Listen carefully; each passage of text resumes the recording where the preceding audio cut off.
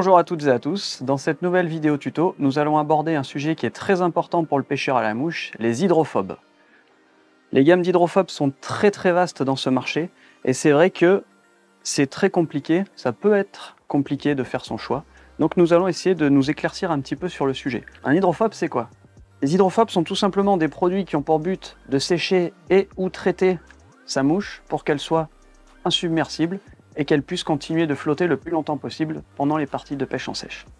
Avant de sécher ou de traiter sa mouche, il est déjà important de s'assurer, et ça c'est quelque chose de très important, que la mouche soit propre. Pas forcément sèche, mais propre.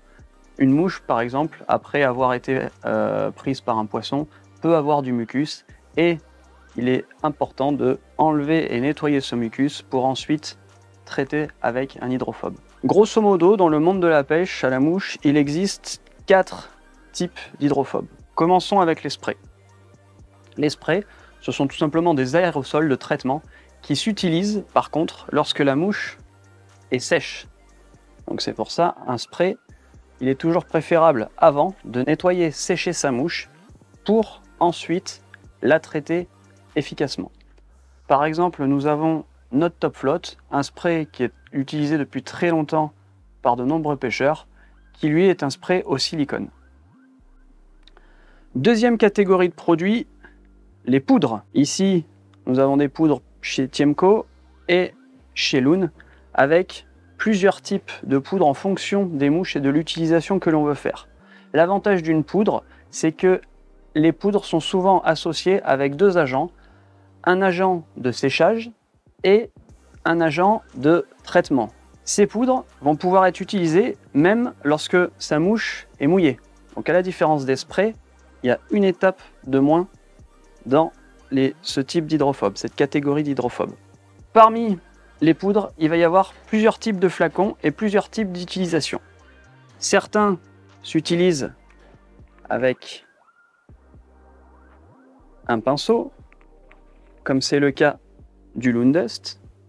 D'autres, simplement un flacon où on va venir y mettre sa mouche pour ensuite remuer et repartir en pêche une fois s'être séparé de la poudre.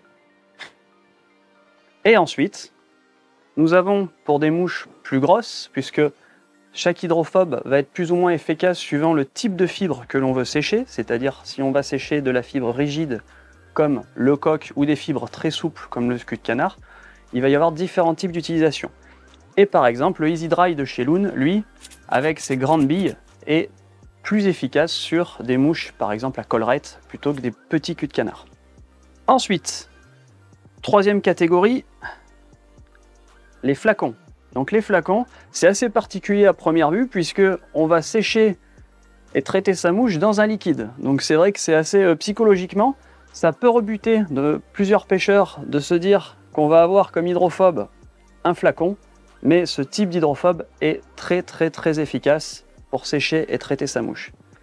Nous avons ici deux modèles incontournables, le Dry Shake de chez Tiemco et le Fly Deep de chez Loon. Et pour terminer, dernière catégorie qui regroupe les gels et graisses. Nous allons les regrouper ensemble. Donc les gels et graisses, ce sont des produits qui vont permettre avec ses doigts, délicatement et de façon très précise, de pouvoir traiter sa mouche.